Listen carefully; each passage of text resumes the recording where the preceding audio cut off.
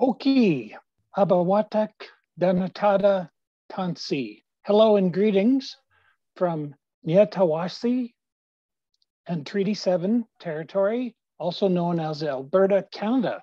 My name is Miles Flagg, and it's my honor and privilege to introduce today's speaker, Dr. Sailesh Rao, to the Canadian Association of the Club of Rome.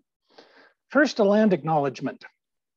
These are words of Chief Crowfoot, who represented the North Blackfoot First Nation, the Nietsitapi, and he was a key participant in the signing of Treaty 7. These are his words. Our land is more valuable than your money. It will last forever. It will not perish as long as the sun shines and the water flows. It was put there by the Great Spirit. We cannot sell it because it does not belong to us.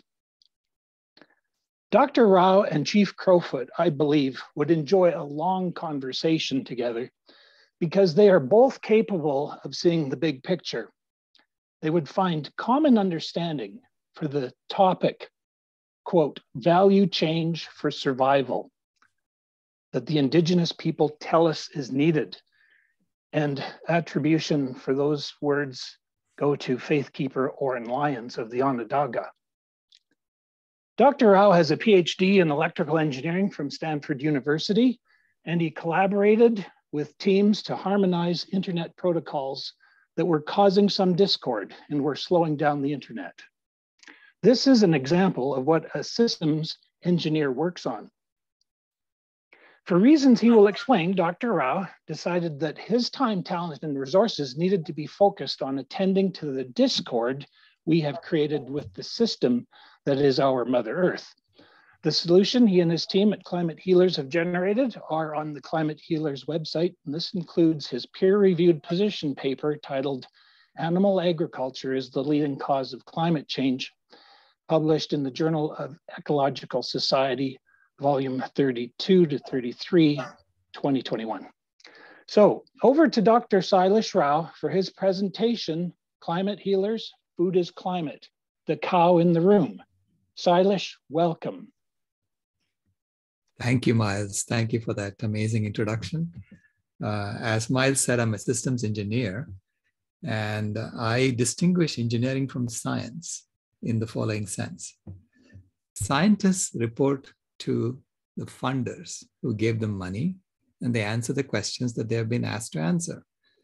Engineers report to Mother Nature because we have to build things that actually work.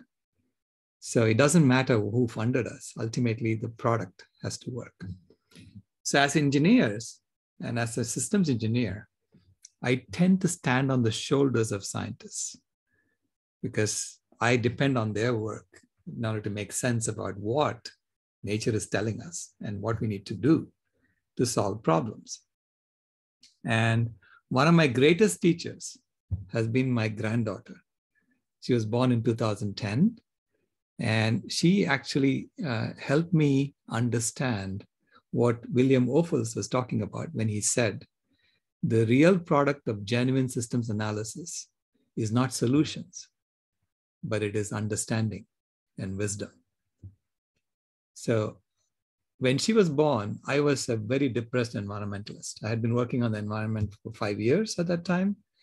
And I abandoned my work on the internet in 2005 when I saw what Al Gore was presenting on TV. And I started focusing on the environment full time. And by the time she was born in 2010, I thought we were going to hell in a handbasket. There's nothing I can do about this, that this is a runaway train that's unstoppable. And I felt that we were the only species that doesn't belong on Earth. Every other species just lives and the planet thrives. So if you take human beings out, it looks like a perfect system design. But as soon as you put human beings in, it becomes a completely dysfunctional system. So that was the impression I had. And then when I held her in my arms for the first time, she was a month old, and she looked up at me and she had this knowing smile, as if she was saying, what do you mean I don't belong? I belong exactly as I am. And you're a fool for you haven't understood me. So that started my journey of discovery and telling alternate stories as to how we can relate to each other, how we can relate to Mother Nature, and how we can now transform to become a species that belongs on Earth. So we know about Earth systems. We know about the biosphere, the geosphere, the atmosphere, the hydrosphere. We learned that in school, actually. And we know that all these systems are now being completely unbalanced by the atmosphere. The atmosphere is the sum total of all of our thoughts, words, and actions as human beings over the last few million years that we have been around. And so it's the totality of that which has caused the Earth systems to become unbalanced.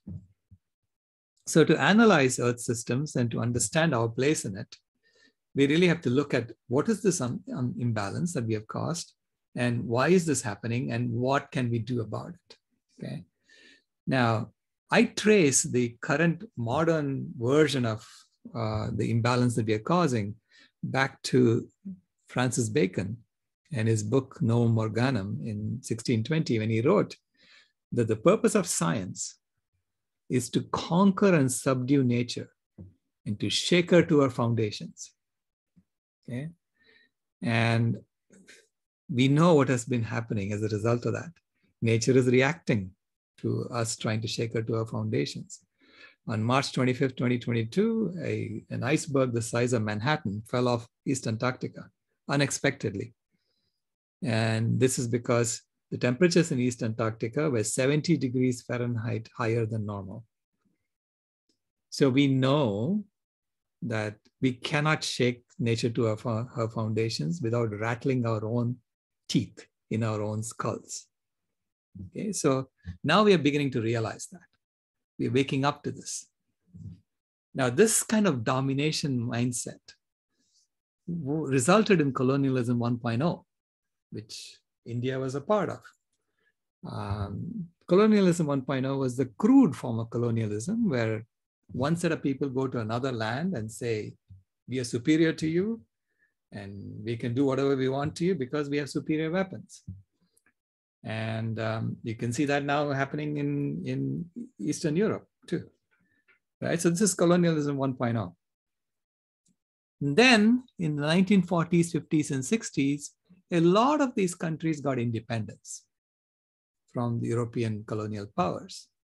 So you ask yourself, did these European colonial powers suddenly have a sudden attack of conscience in the 40s, 50s, and 60s, and that's why they gave everyone freedom? Or did they figure out something? And so that brings me to the next Operation Flood that happened in India in the 1960s and 70s. And this was funded by the European Economic Commission and the World Food Programme. And in Operation Flood, the European Economic Commission funded Indians with refrigerated trucks so that they can move milk from villages to cities and thereby increase the consumption of animal foods. Okay? And you ask, why are they focusing on dairy and milk production? Did they not know that most of Indians cannot even digest this thing? I mean, more than half of Indians cannot digest dairy. Okay? We get sick from it. I am an example of that. I was sick for the first 48 years of my life. And I didn't realize it was caused by my milk consumption until I gave up milk. And then I realized, all my problems went away. Okay. So most of the global south is lactose normal. Lactose normal meaning an infant, a mammal infant, stops being able to digest lactose when they wean from their mother. This is normal. But there happened to be a genetic mutation in Europe that allowed human beings to digest lactose beyond infancy. And that allowed the consumption of dairy. And that dairy consumption is now being propagated throughout the world and being imposed upon countries where people really can't even digest this thing as part of Colonialism 2.0. This is Colonialism 2.0. And you see Prince Charles here, examining the milk production facilities in India in the 1970s. And, this was the way in which India was told you can generate foreign exchange so that you can buy the oil that you need, because you need to have dollars to buy the oil. So you can generate foreign exchange by extracting biomass from your forests, turning that into milk and selling it. Because colonialism and carnism are two sides of the same coin. Eating animals expands our footprint on Earth and thereby allows the colonial class to extract wealth and biomass from the planet and funnel it to the top. Okay, so to me, human activities, if you look at human activities throughout the world over the past 10,000 years, you will see that this is part of what we have been doing all along. We have been extracting biomass from the planet, turning that into cash, and turning that into wealth for a few people at the top. So if you look at the deserts of the world, it starts at the western edge of Africa. It goes all the way into China as the Gobi Desert. It goes all the way into India as the Thar Desert. And it's just one contiguous desert. And this is where the ancient civilizations of the world were. The Egyptian civilization, Sumerian civilization, Persian civilization, Indian civilization, the Indus Valley civilization, Chinese civilization. Okay. So the civilizations of the world turned forests into deserts. And mainly through the raising and consumption of animal foods. If you look at the IPCC's report today, and you see how land is being broken up and land is used by human beings, you see these charts with these color-coded graphs on, land use for animal production, land use for producing crops, et cetera, right? So it looks really antiseptic. But then you look at it, you impose it on a map, you see what is really going on. 85% of the food we eat is already plant-based. And that comes from land that can fit inside Australia. So that's 85% of our food. 12% of our food comes from animal foods, land animals. And this is by weight, by the way. And to grow that 12% of the animal foods, we are using land that would cover almost the entire Asia, or parts of Europe and parts of Africa. Okay, 43% of the land area of the planet is used just to raise animal foods. And we have deserts here in the middle. Biofuels make up the rest of Africa. All our urban land can fit inside Madagascar. And then you look at North America, the entire North America and parts of Central America and a little bit of South America will be used for monocultured timberland.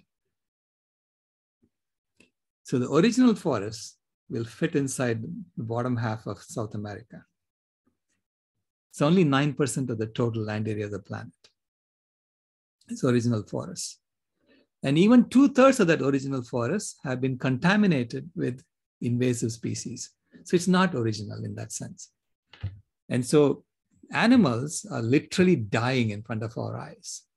Between 1970 and 2010, we wiped out 52% of all wild vertebrates on the planet. Why? Mainly to raise more and more animal foods because of the continuing colonization of indigenous lands. Okay? So between 1970 and 2010, we wiped out 52% of wild animals.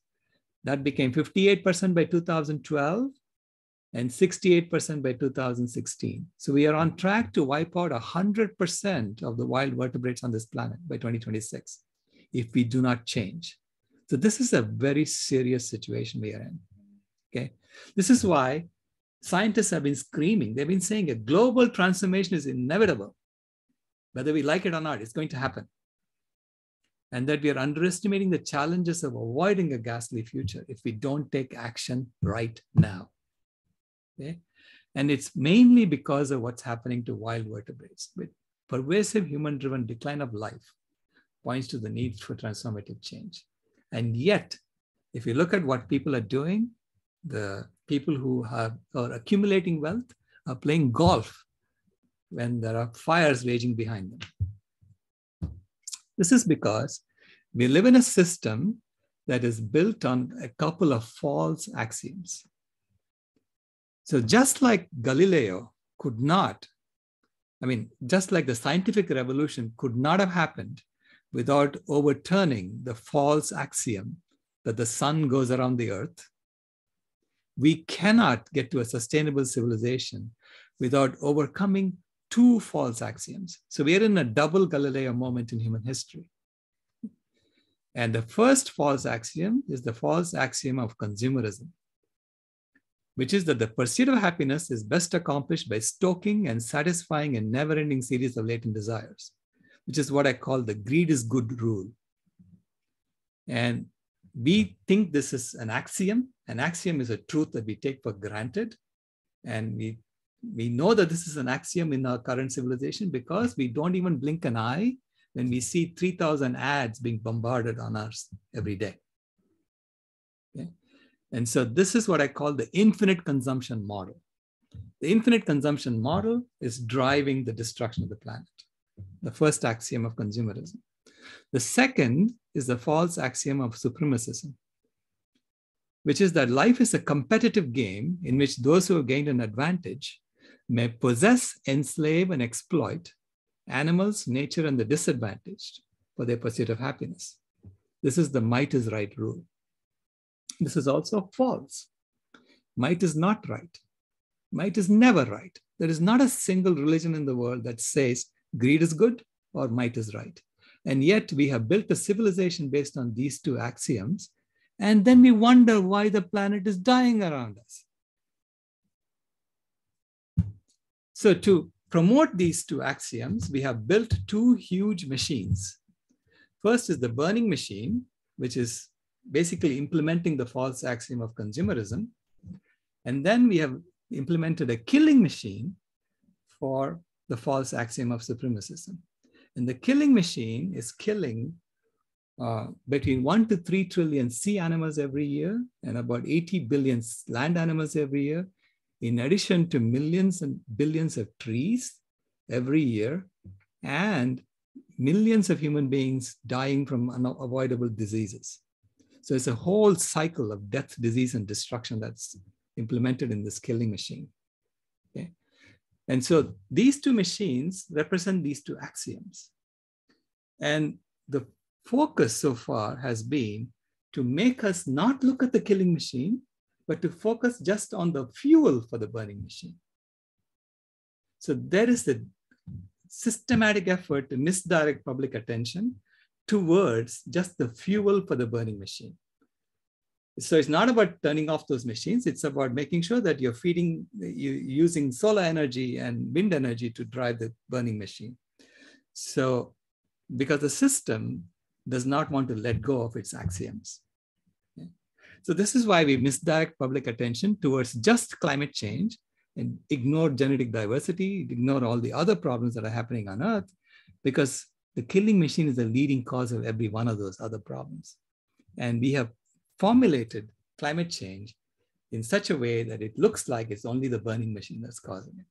The killing machine does not have much to do with it. Okay, so this is why the system tells us to focus on the burning machine and just the fuel for the burning machine and climate change. And I went to Glasgow, and I can tell you that Glasgow, I was so disappointed. I mean, this was the 4th climate change meeting that I've been to. I went to the one in Durban in 2011. I went to the one in Paris in 2015 and Morocco in 2016. And the 4th one was Glasgow. And I can tell you the progression of the climate change meetings has been towards more and more marketing, more and more proliferation of businesses being there. So there was a ticker tape with all the corporate sponsors in Glasgow. It was just a huge, just like a WTO meeting, you know. That had nothing to do with climate change. They were not doing much about climate change at all. This is why we've been meeting 30 times, almost 30 times so far every year, and the planet is getting worse and worse and worse. And if you look at how the UN also frames the Sustainable Development Goals, It talks about no poverty, zero hunger, good health and well-being, quality education. None of this you could argue with. Of course we want all that. And then it goes and sticks in economic growth in the middle of that. You ask, why is that even there? As an engineer, if someone gives me 17 goals to meet and they put a redundant goal in there, I'd say, why is the redundant goal in there? I don't want extra things to do that I don't need to do. Okay. If I have no poverty and if I meet zero hunger, if I have good health and well-being, do I care that some GDP is growing somewhere? So why is that even in there? It's there because it's there to maintain the current system. It's about stabilizing the system, the current system, because the current system is a global ecological Ponzi scheme. That's what we've been running, okay, on this planet. It's a growth-based scheme that's based on monetizing everything so that when dead animals have more economic value than living animals, we kill animals. When dead trees have more economic value than living trees, we bulldoze trees. And when sick people have more economic value than healthy people, we sicken people. That's the economic system we have. And this system is endangering life on Earth through biological annihilation, climate change, pandemics, wars, you name it. It addicts everyone into compulsive behaviors.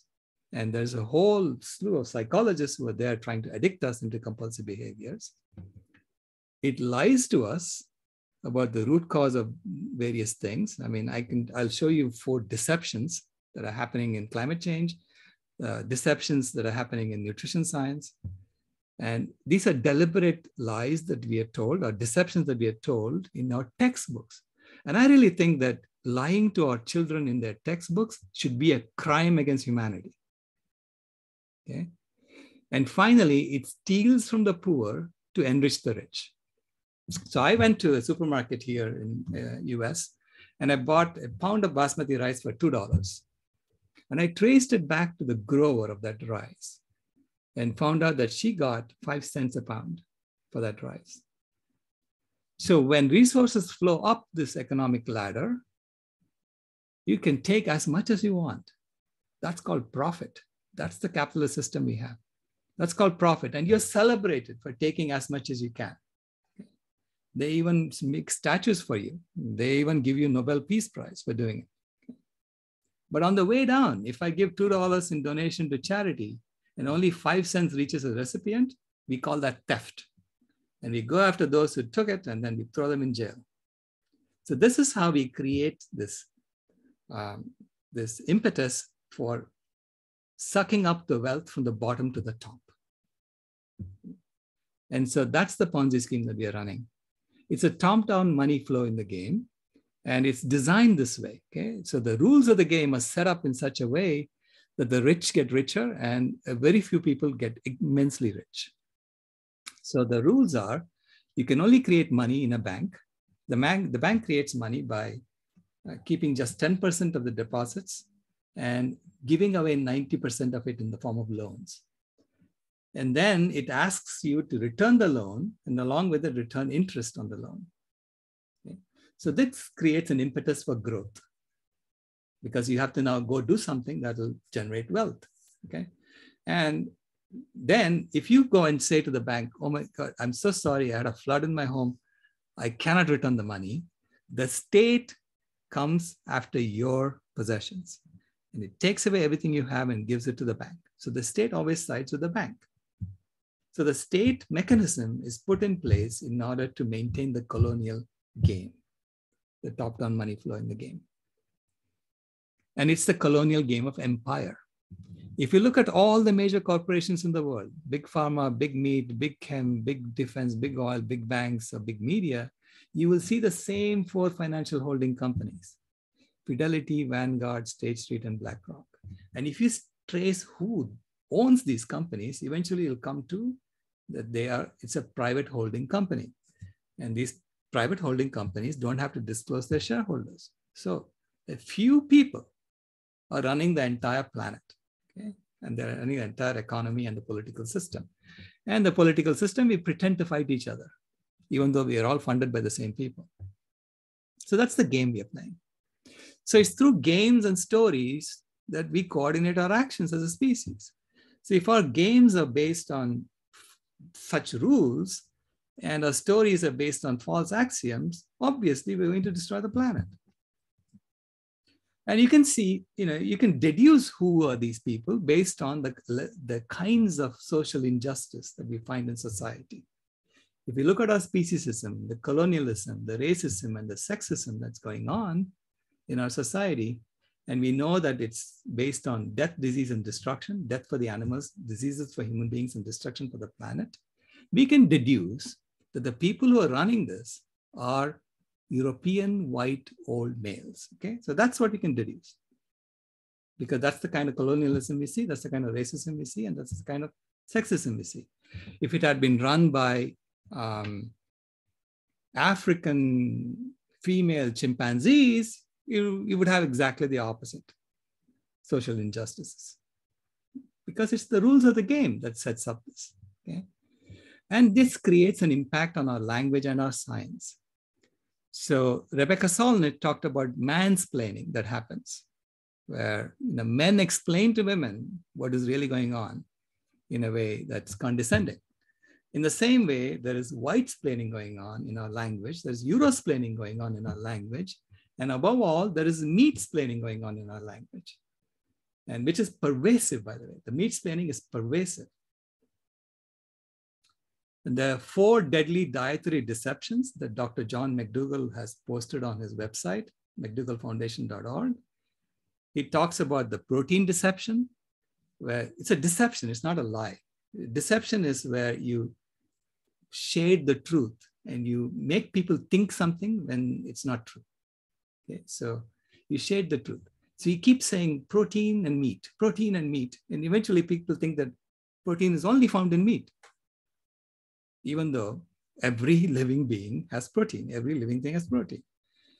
And the same with calcium and milk. So you associate calcium with milk in the textbooks of children, and they think that calcium is only found in milk. The same with omega-3 and fish, the omega-3 deception. And finally, carbs and fattening. They say, what is unhealthy food? Well, it's full of carbs. That's the carb deception that he talks about. So we have these 4 deadly dietary deceptions that are making people eat things that make them sick. In the same way, we have 4 deadly climate deceptions that are going on. And that focuses our mind on just the fossil fuels and ignores animal agriculture. And the fact that animal agriculture is using so much land on which it has destroyed the carbon content of that land. So if you just bring back the forest on that land, you could literally reverse climate change. Okay, so we know that. So it begins with the CO2 deception, which is they keep telling you that CO2, once you put it into the atmosphere, will stay there forever, for thousands of years. And the IPCC even says 20 to 40% of the CO2 will remain there for thousands of years. But they don't tell you that that is true only if you continue deforesting the planet year after year after year for thousands of years. And I assure you that there aren't enough forests on the planet for us to continue deforesting for thousands of years. In fact, there aren't enough forests on this planet for us to continue deforesting for the next few decades. Forget thousands of years. So as soon as you start reforesting, the CO2 will not last for thousands of years. It only lasts for a few decades. Because it comes down, it gets sucked up by trees. Okay? So if you really want to look at the CO2 when you're reforesting, you will see that its pulse response looks just like the pulse response for methane. So the second is the methane deception, is that they tell you that methane, they average it over 100 years, and they make it seem like it is more benign than it is. On an annual basis, methane causes 3 times as much heating than CO2 today. And how do I know that? You can calculate it from the IPCC's numbers. It's right there. The third is the land use deception, which is take the net of the deforestation and the afforestation and then assign that as land use. So basically, they are crediting the animal agriculture industry for all the healing that nature tried to do, despite the depredations of the industry. Okay? So they're crediting whatever nature's healing ability to the industry. Finally is the timeline deception, which is start counting everything from 1800 onwards and ignore everything that happened for the last 10,000 years before that. Because for the first 10,000 years, we were deforesting like crazy on this planet. And the amount of CO2 we put into the atmosphere from that exceeds the amount of CO2 that we have put into the atmosphere from fossil fuels combined. So that's the animal agriculture position paper. And it shows that if you take into account all of these and if you overcome these deceptions, animal agriculture is the leading cause of climate change. And I had a press conference in Glasgow about it. We even had balloons of animals. They prevented us from flying them anywhere close to it. But we did get to a rally.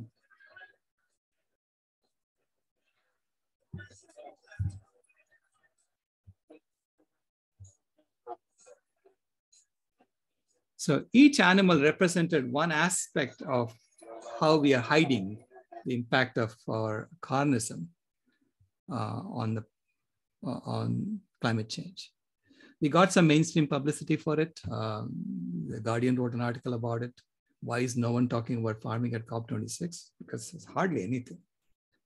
And we called it the Cow in the Room campaign. Methane is a greenhouse gas that causes climate change. It's collapsing. Most of it comes from me.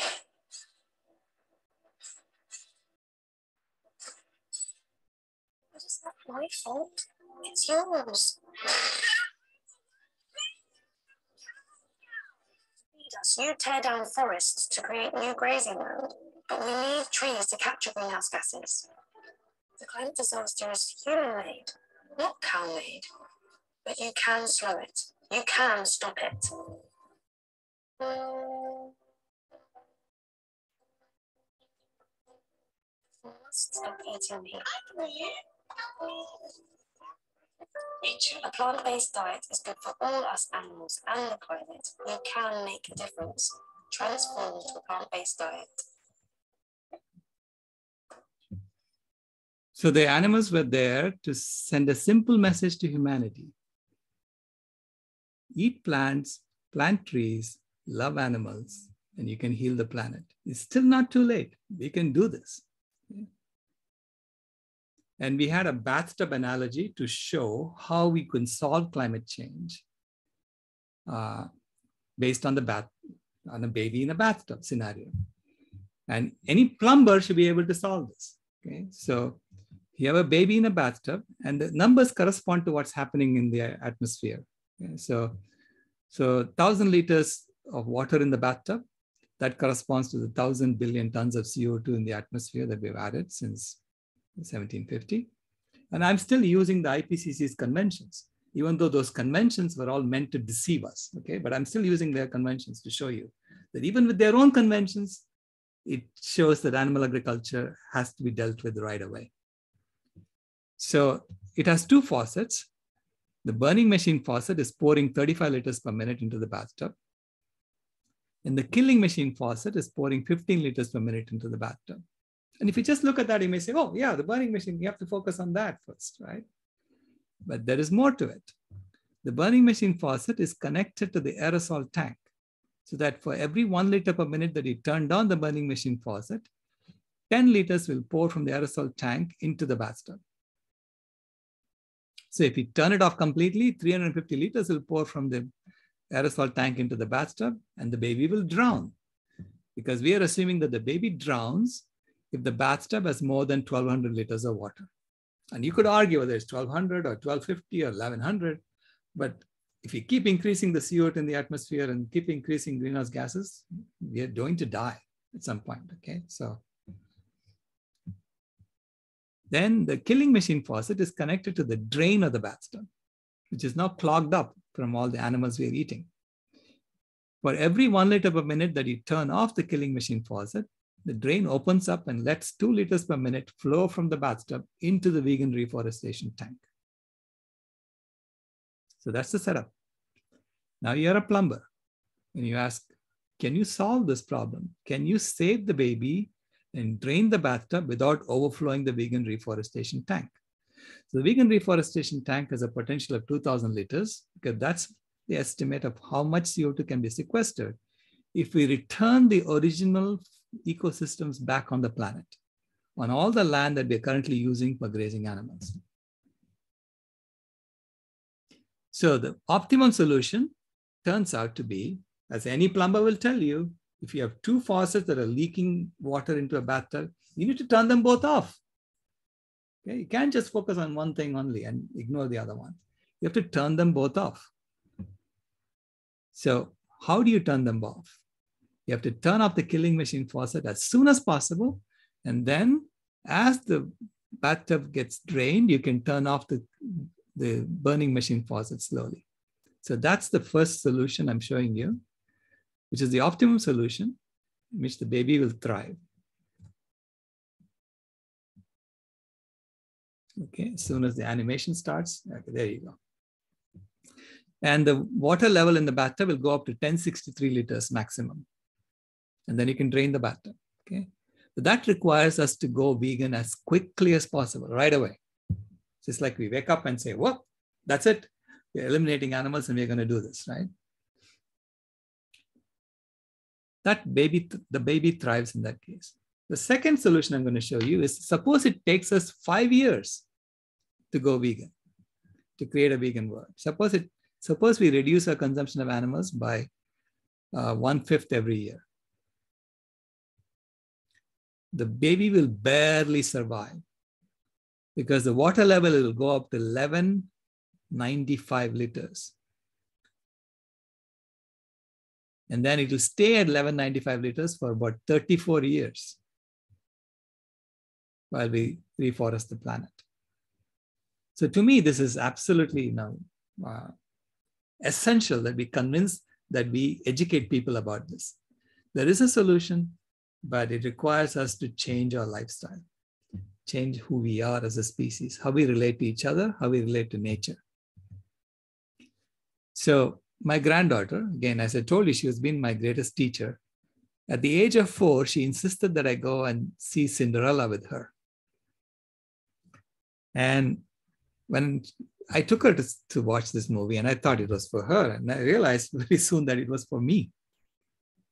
Because there were 3 things that Cinderella said that encapsulates what we need to be doing as a species.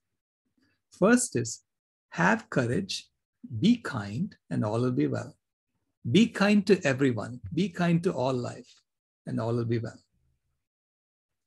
Second is, just because it is what is done, doesn't mean it is what should be done. Just because we have been doing something all along, doesn't mean we should continue doing it. Just because we have been colonizing people all along, doesn't mean we have to continue colonizing people. Just because we have been eating animals all along, doesn't mean we should continue eating animals forever. We can change. We have changed as a species. We've always changed. Change is constant in the universe. Third is, imagine the world as it should be and act for it. Figure out how to solve the problem and then go implement it, right? So those are the 3 Cinderella principles, and that pretty much encapsulates what we do at Climate Healers. As Buckminster Fuller said, you never change things by fighting the existing reality. To change something, build a new model that makes the existing model obsolete. We have a current existing model that's based on infinite consumption. It's an infinite consumption model. And it is reaching its state of chaos right now. It cannot continue any further. So Berkana Institute has come up with this 2 loops model. Now, I know that the Club of Rome has been funding the study on this first model, which is the infinite consumption model, and it knows that it's going to fall apart very soon, right? Anyone will tell you that. But then there is this vegan contagion model, which is a contagion model that says more and more people are going to go vegan and they're going to step off this treadmill of infinite consumption. And so when you say my consumption is not going to be infinite anymore, it's only finite, and I don't want any more beyond a certain point. And after that, I want to contribute to the planet. Okay. So that creates a new system. It's a new loop. It's a new system. And in this loop, the model I'm envisioning is that when the GDP of this and this stops growing, the old Ponzi scheme collapses. And when the Ponzi scheme collapses, everyone gets on this ladder and moves over to the new one. Because this is the game in town. The other game is dead. The old game is dead. So we have to create this new game and implement it. And we have to create a model for it. And we have to show what will happen at what time, how we need to parameterize this model and how we need to promote it to minimize the time we need to get on this ladder and move over. Okay, so and it's critical that we do this very quickly. And the new model has to be based on the correct axioms. Instead of the false axiom of consumerism, it's the true axiom of inner peace, which is that the pursuit of happiness is best accomplished by seeking it within ourselves, the self-mastery rule, which is a finite consumption model. And finally, the second is the true axiom of unity, which is that all life is one family, where we each bring our unique skills to give all we can, receive all we need, and become all we are. This is the vitality code rule of Dr. Shelley Ostrov. And this is the metamorphosis of humanity from a caterpillar stage to the butterfly stage. And COVID-19 has actually put us in the chrysalis phase of humanity. It is Mother Nature sending us to our rooms, telling us to think about what we are doing and think about what we are going to be when we come out of that room. And this is part of the greatest transformation in human history. From a system of normalized violence, we're going to a system of normal non-violence. From playing competitive finite games, we're going to be playing collaborative infinite games. From a predator species, we're going to become a caretaker species. And I think we deserve a new name because we call ourselves Homo Sapiens sapiens, which is one of the most narcissistic way of describing yourself. The wise hominid. Instead, we will be calling ourselves Homo Ahimsa, which is a combination of a Latin word and a Sanskrit word. And it describes our character, not our characteristic. The civilizational shifts and everything on the left-hand side of these shifts is built into the game of money that we are playing today, okay? So we have to create a new game in which everything on the right-hand side is automatically built into the game. From speciesism, colonialism, racism, and patriarchy to veganism and radical sacredness. From diseases and divisiveness for humanity to health and harmony and diversity for humanity. From destruction and exploitation of the planet to regeneration and caretaking of the planet.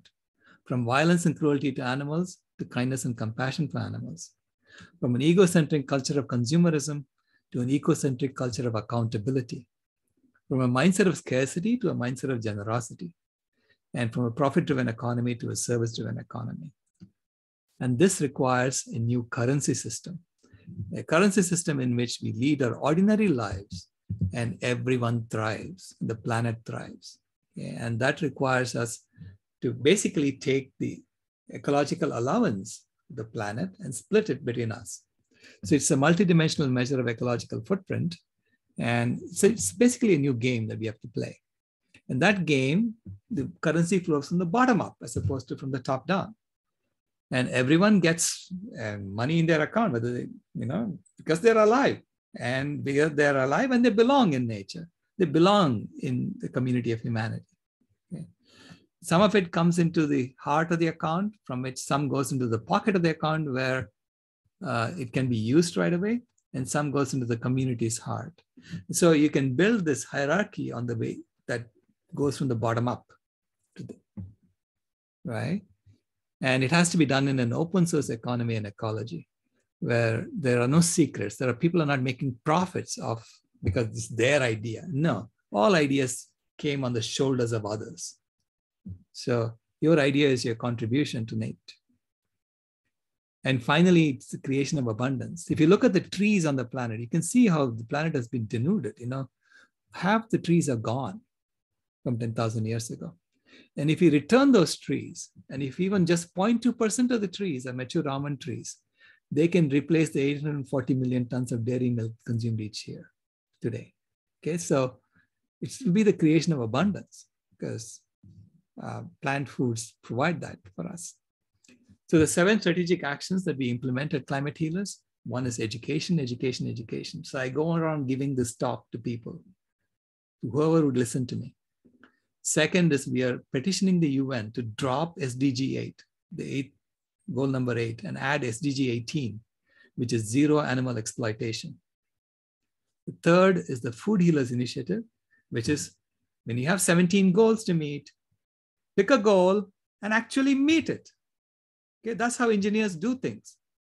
And I'm just aghast that as a species, we are not even following simple principles like this. So goal number 2 is zero hunger. So I said, let's meet it.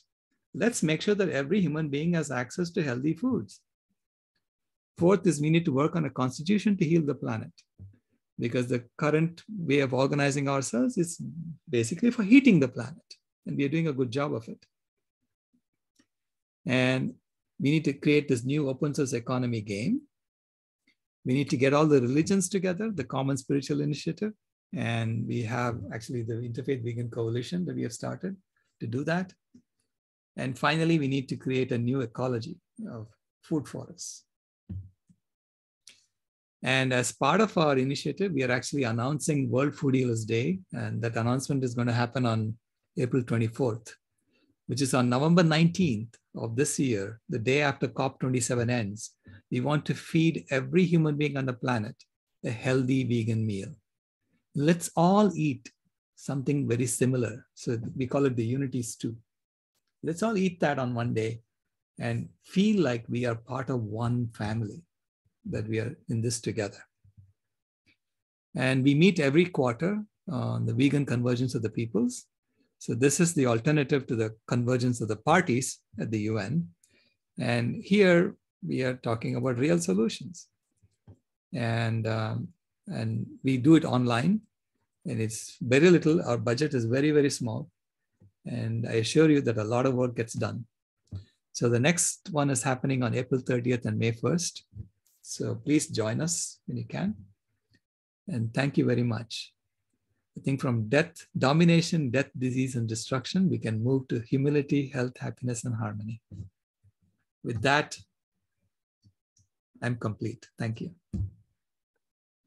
Thank you, Dr. Rao. Lots to think about. So now we get into the really exciting Q&A, and I invite people to put their questions into the chat. And when I tell you that you're on deck, that'll mean that you need to get ready to, you can turn on your camera when you're on deck and be ready to turn on mic or unmute your microphone so we can hear you.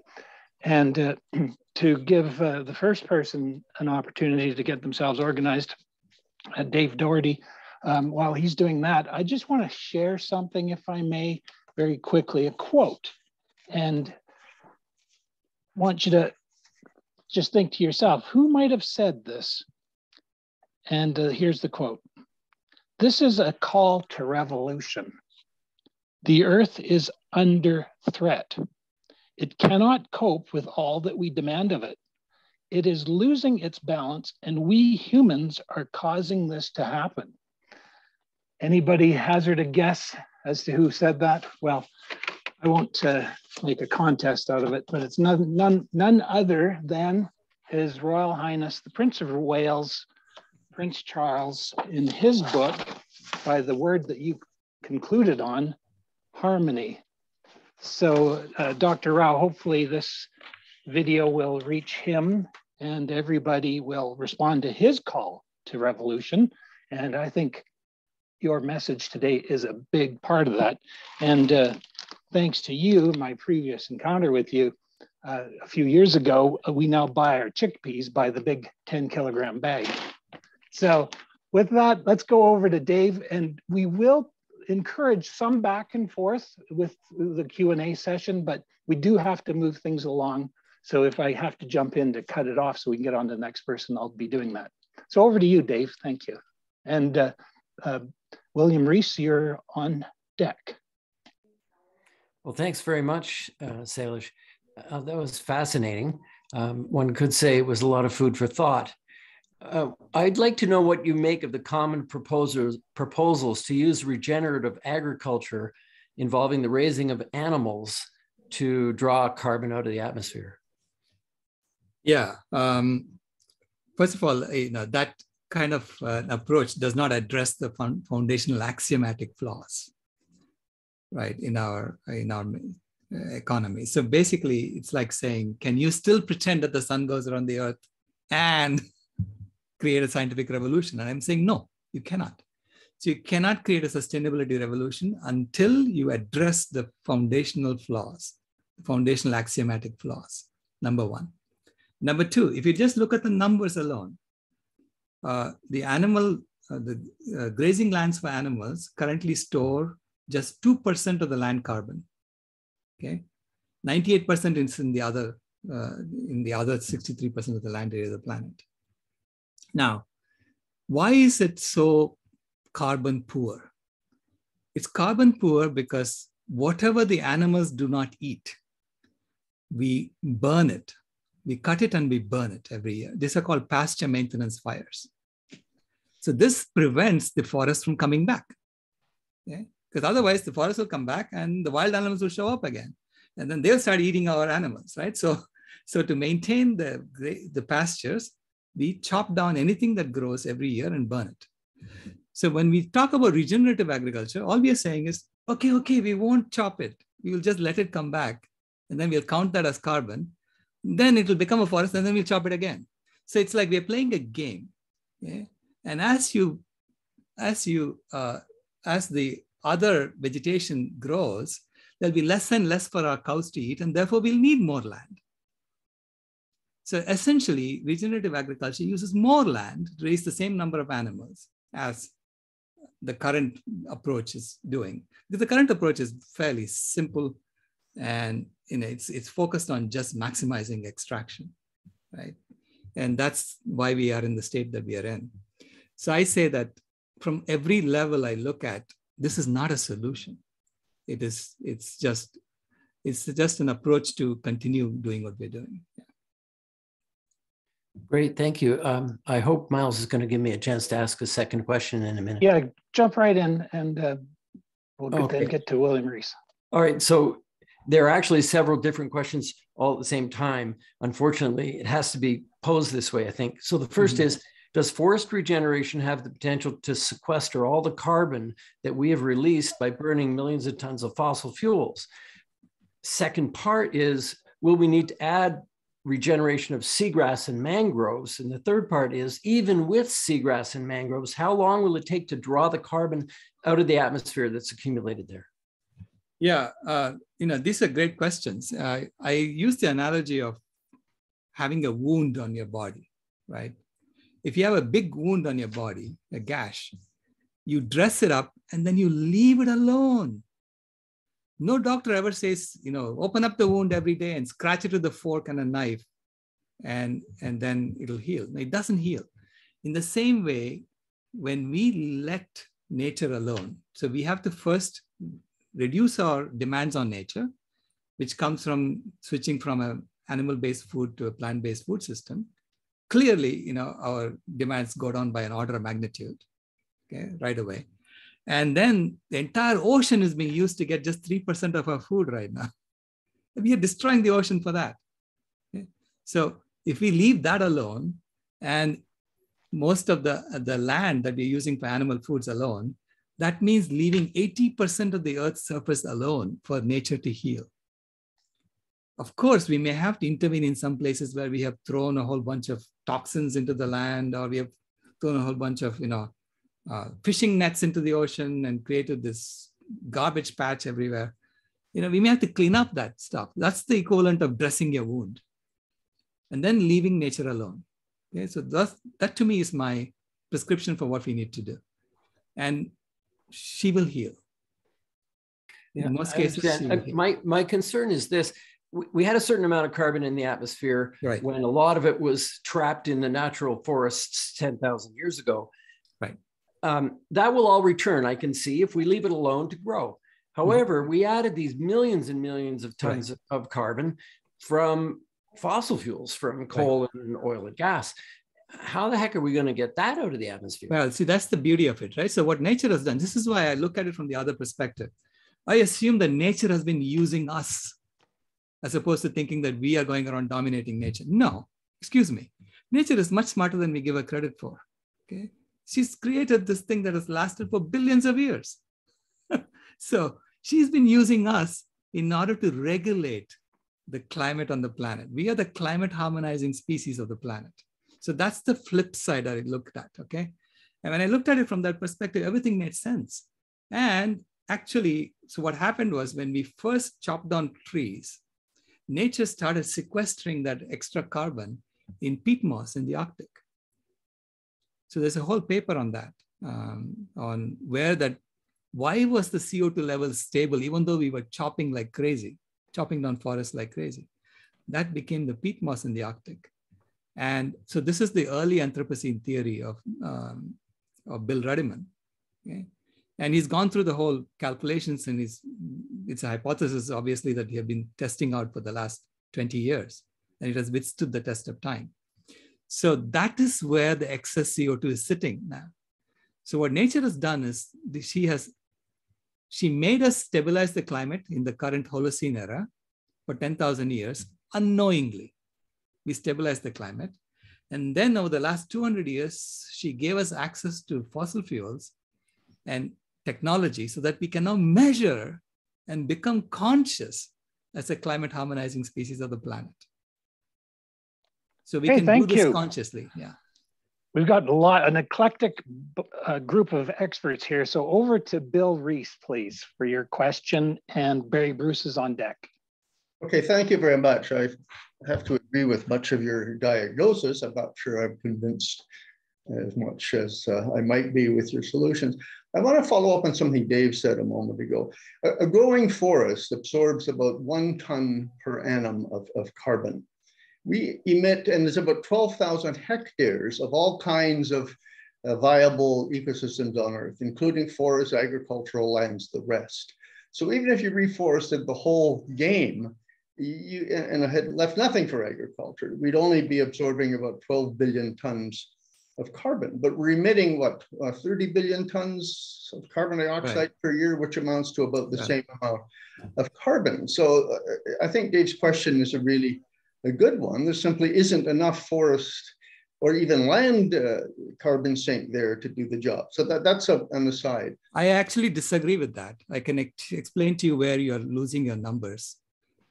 First of all, 12 billion tons. I mean, the calculations that I did were based on how much food the animals are already eating. Okay, the animals are already eating that much food, and that's where my opportunity cost came into account. So took into account the food that the animals are already eating, and then recognizing that that is just above ground vegetation that they're eating. So if you didn't have the animals, all that vegetation will still be there, and there'll be twice as much CO2 sequestered in the soil and root systems if we leave the damn thing alone. No, but so that's where the tripling happens. My numbers are based on many, many studies of the average cumulative carbon assimilation rates of forests around the planet. So there's lots there, but it only accumulates at the rate of a ton of carbon per annum per hectare. So yeah, what you said is true, and it doesn't interfere with my basic premise. But my real question is this. Most of your description of human beings is historically true ever since we have records of anything. Mm-hmm. The nature of humans is fairly unchanged over time. And I agree with you 100%. We need this complete shift in our way of being and doing on Earth. The question is that even possible given a fundamental human nature? If you look at something like slavery and human domination of anything, I mean, it goes back as far as civilization goes. It's not a recent phenomenon. You can't blame it on capitalism or anything like that. So just in the very simplest sense, humans are what they are. And here's what happened. There's a study just published this week that says that 88% of vegetarians, committed vegetarians, eventually go back to meat eating. 75% or maybe 77% of vegans do. How do we explain that? Right. They explain on the basis of health problems and other anxieties associated with diet. I don't know how to explain it, but it just doesn't seem to stick. Well, it is, we have a contagion model for that.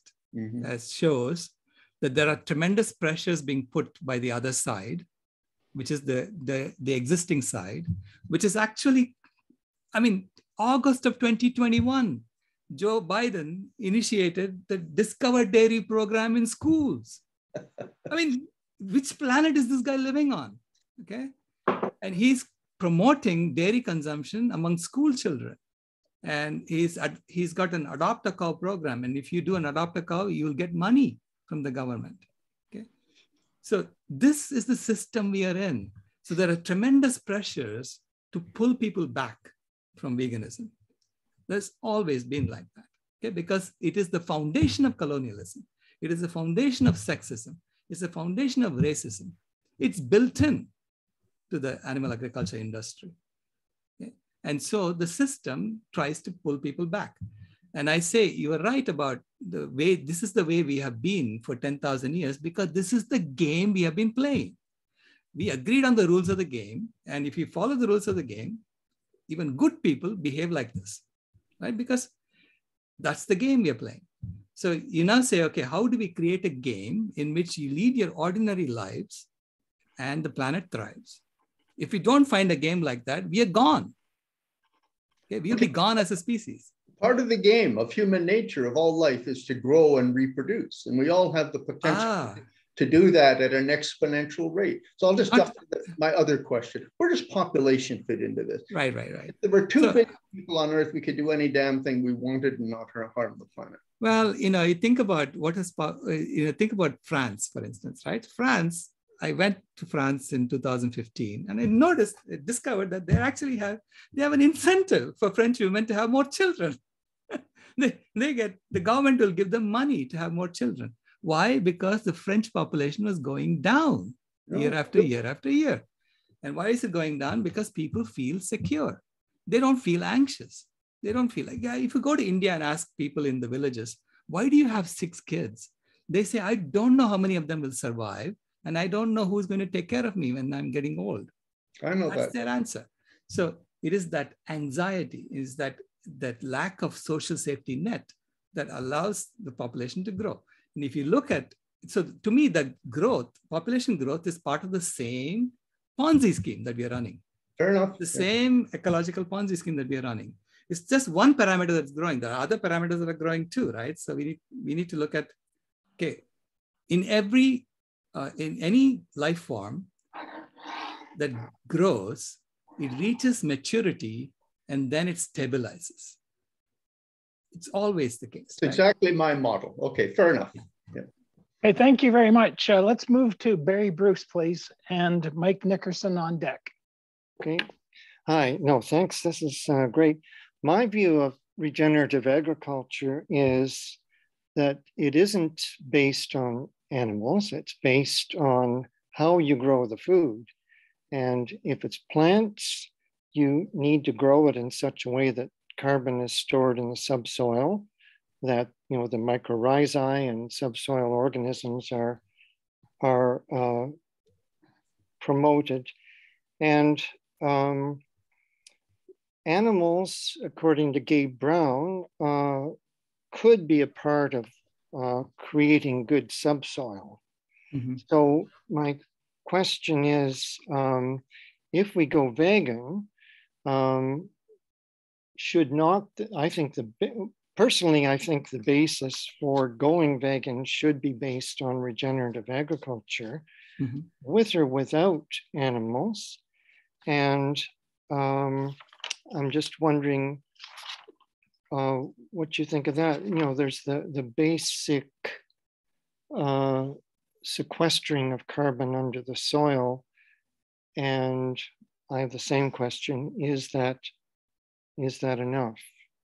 Yeah, this is, veganic agriculture, veganic food forestry, for instance, depends on wild animals doing the part of what domestic animals are doing. And you don't need domestic animals. You don't need to go and put animals on a leash and make them do things.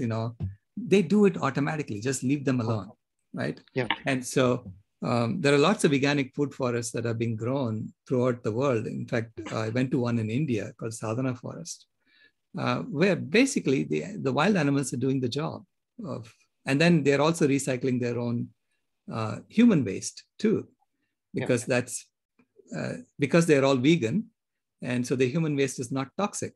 So they can actually put that back in the soil and create soil out of it. I think the way Gabe Brown grazes his animals is very much like having the wild animals graze. They move along very quickly. They don't spend very long in any one spot. And the wild animals move along because they've eaten the good bits and the predators are chasing them. Yeah, it's only when we start eating those animals that's when we get into trouble, because that's a relationship issue, right? It's what kind of relationship you have with other life forms. It's a dominant relationship. If it's a dominant relationship with other animals, you will have a dominant relationship with other human beings as well, based on differences in colors, skin color or gender or whatever, right? So, yeah. I agree. It does. Thank you, Barry. And now over to Mike Nickerson and Raymond Lurie on deck. Well, thank you very much for that presentation. I'm delighted with your graphics. They're very explanatory and good to look at. So I will be picking through them some and seeing if I can use some. In particular, I liked your vitality code. My project, as most of the folks on this call will know, is to encourage more activity with our lives, relationships, learning, sport, music, appreciation, helping out, that sort of thing. And so I saw it represented in a presentation, which gives me some hope. We compact that whole thing into the short phrase, more fun, less stuff. And perhaps you could find that useful. Thank you again for your presentation. Thank you. Thank you so much. Super. I saw Paul Beckwith raise his hand. Could we get Paul Beckwith in? I'm just not sure where he was in the order of things, but Paul, if you could ask a quick question. Yes, thank you. And thank you, Dr. Rao. Great talk. And I saw your talk at Glasgow, of course, and we chatted a little bit then. I think one of the points that you might want to include in future talks is, maybe you did at the beginning and I missed it, but there are interesting rewilding zones. For example, the demilitarized zone between North and South Korea is actually quite a wide strip of land, and it's been completely left to the wild, nobody in there. I mean, there's lots of noise, both sides are broadcasting on loudspeakers propaganda to each other, but it doesn't seem to disturb the birds and the wildlife. I mean, there's all kinds of animals in there. Also, the Chernobyl exclusion zone, that was untouched by people until the Russians decided to build trenches in there and get radiation poisoning, among other things, if that story is true.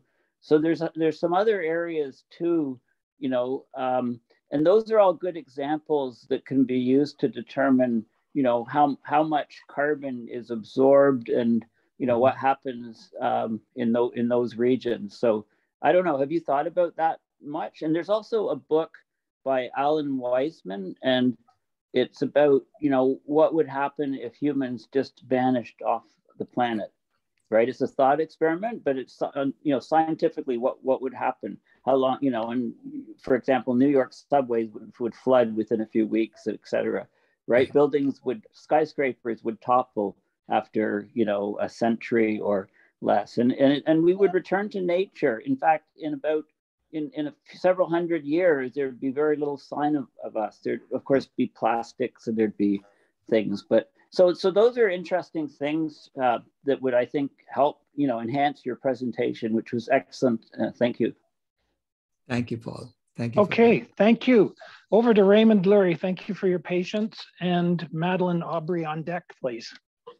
Thanks. I'm not sure if I have the right number there, but you seem to be saying that about over 80% of our greenhouse gases are emitted from animal agriculture. Is that what you were saying? Well, the animal agriculture is causing 87% of greenhouse gas emissions on an annual basis when you take into account the opportunity cost of the land use. Okay.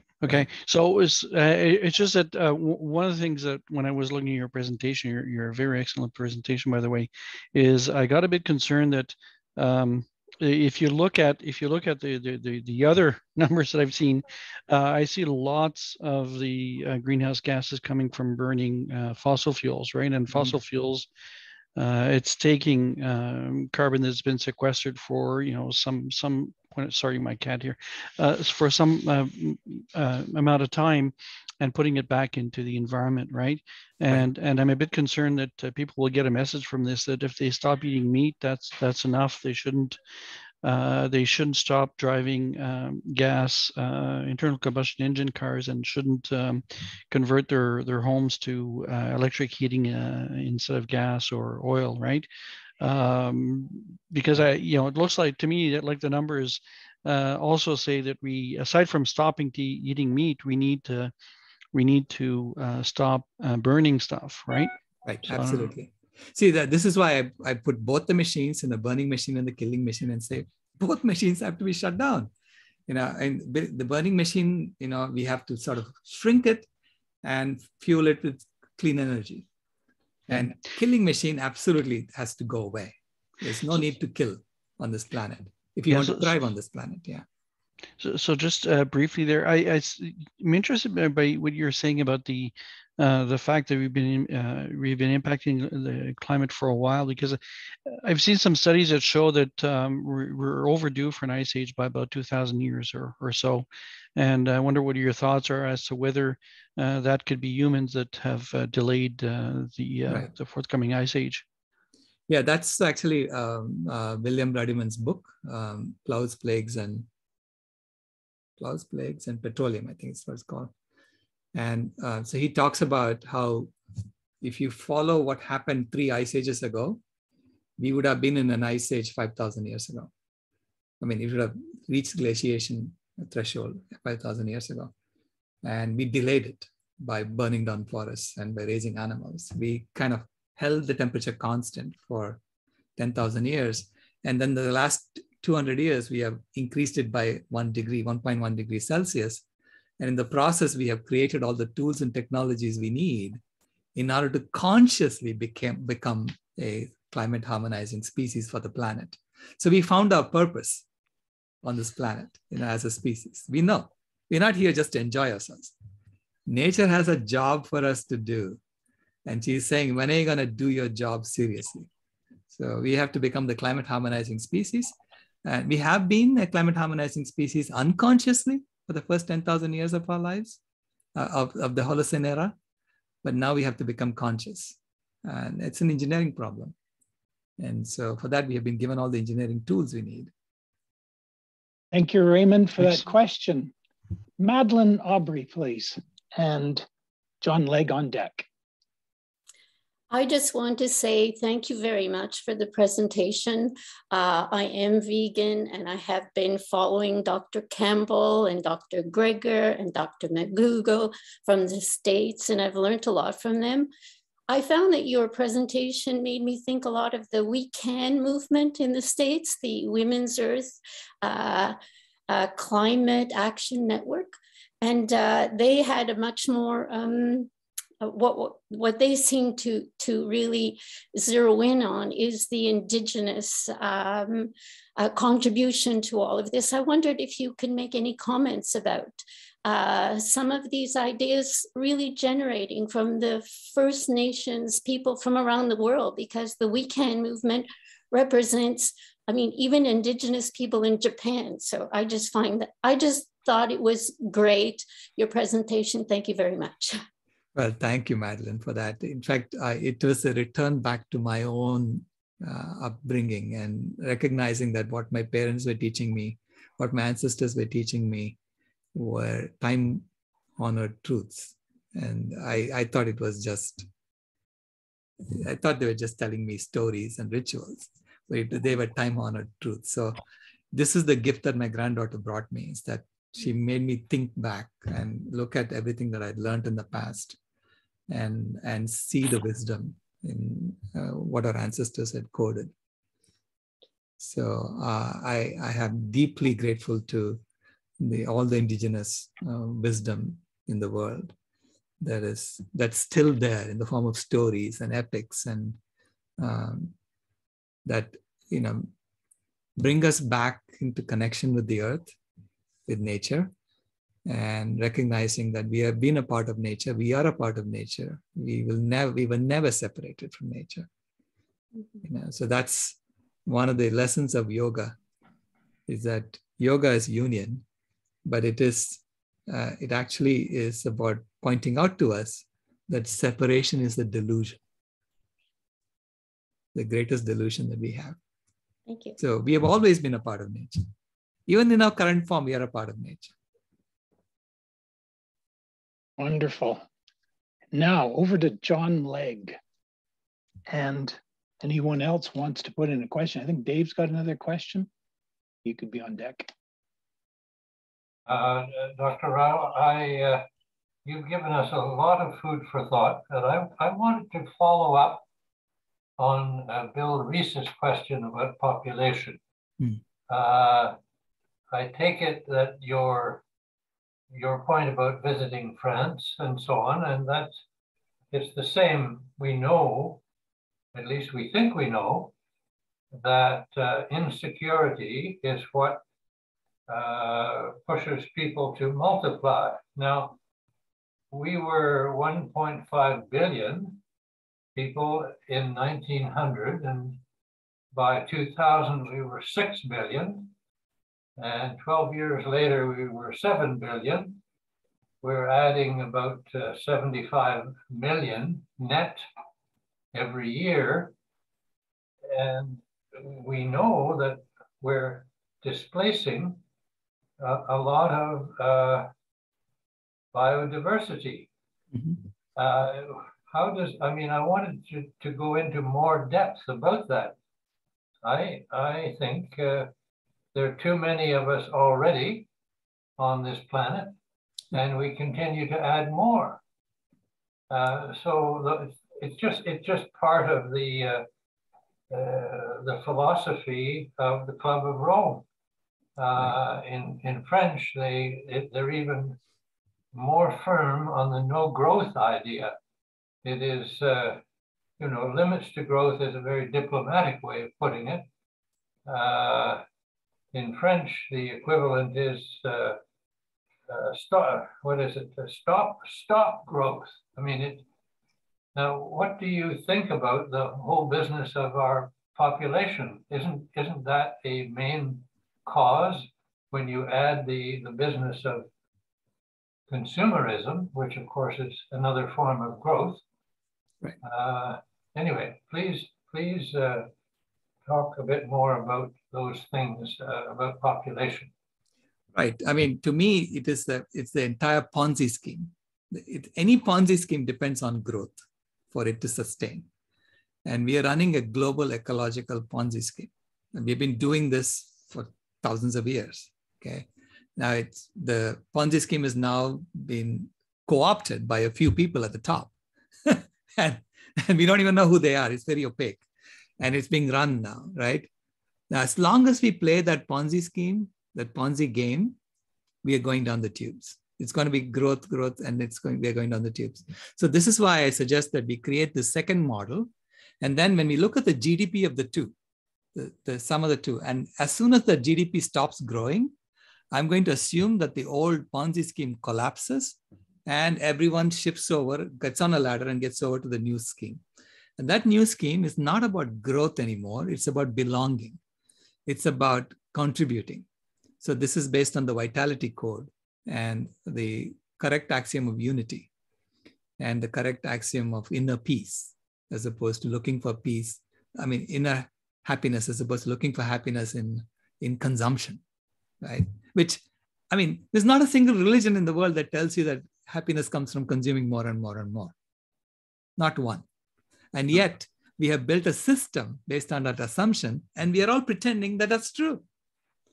So that's where I think a lot of our problems come from. It's not a problem really. It's really the caterpillar growth is essential for the butterfly to be born.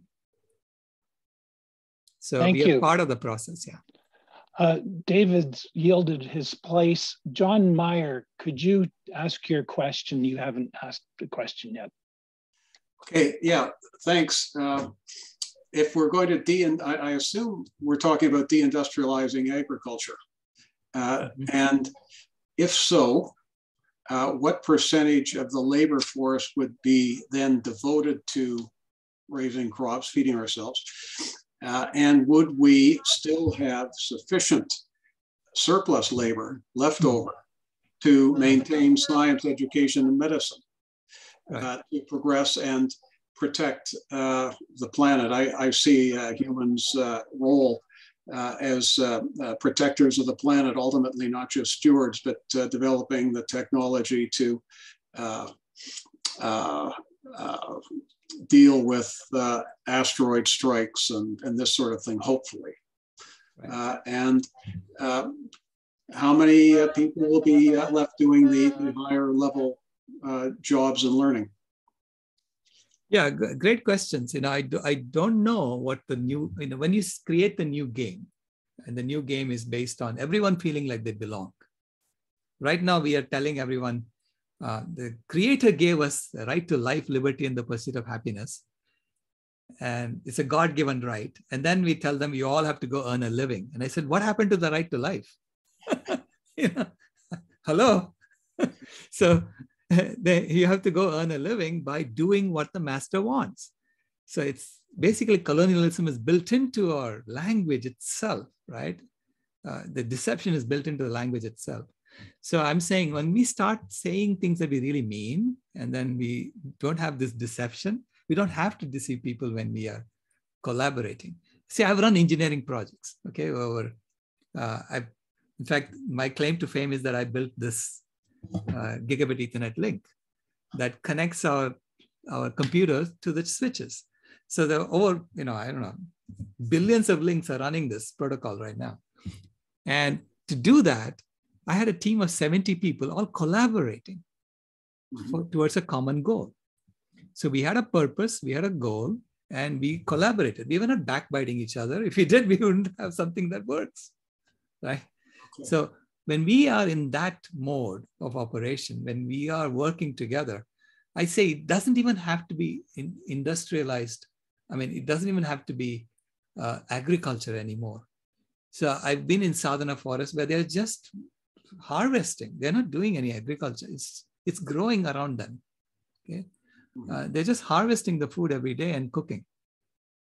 Okay. So it becomes a part of our way of life, and you don't have to go and raise animals, feed them all that food, because right now we are actually extracting 6 times as much food as we need from the planet, because 5 of it we give it to our animals. And then the animals are only giving us 12% of the food we eat. So there's an enormous 40-to-1 reduction that happens going through the animal. And so I really think that it'll be a land of plenty and people will be doing things that they want to do. Not that, I think you're talking about a system that has a vastly higher level of equality, and you're suggesting that we would not that everybody would have to have a productive job, which would mean the end of a very large unproductive parasitic overhead that we now have with our elites. Also, last point, I'm very glad that you mentioned William Rudiman. I don't think his work has received nearly the attention it deserves to, so I'm delighted to see that you're pushing him into prominence. So thank you very much. My pleasure. Yeah, I think he's done some really important work. Yeah. Wow, this was terrific. Thank you, everybody, for those wonderful questions. I don't know that we have time for any more, but we will be meeting afterwards for the so-called after party. And David Doherty is going to thank our speaker now. Thank you, everybody.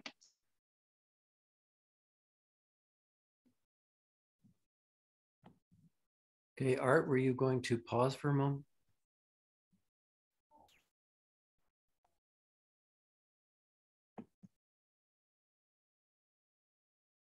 And I need to share my screen if you could allow that.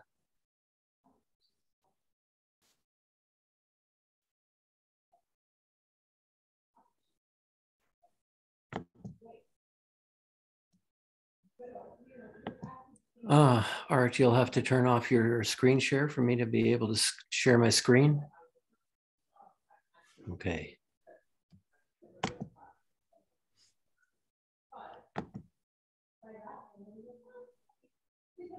I guess I can't get that out of the way. Okay, go ahead, Art. Well, Dr. Rao, thank you very much for your words today. They really were enlightening. I think many people are going to find them, sadly, very hard to digest, if I can use that little phrase. I want to thank all the people who attended. Invite attendees who are not yet members to join our club if you wish. You can visit our website. You can remember Canadian Core. You can apply for membership on the website if you wish to. Please do register to stay informed if you'd like to see what's come up each week. The Canadian Association for the Club of Rome is a registered Canadian charity. You'll get a tax receipt if you do choose to be a member. And we hope that you will come back to further sessions in the future. We're nearing 100 of these sessions now. And you can always click subscribe on our YouTube channel to keep informed of all the future developments, and you'll be able to see all of our past items. So thank you again, Dr. Rao. Very interesting presentation. Thank you.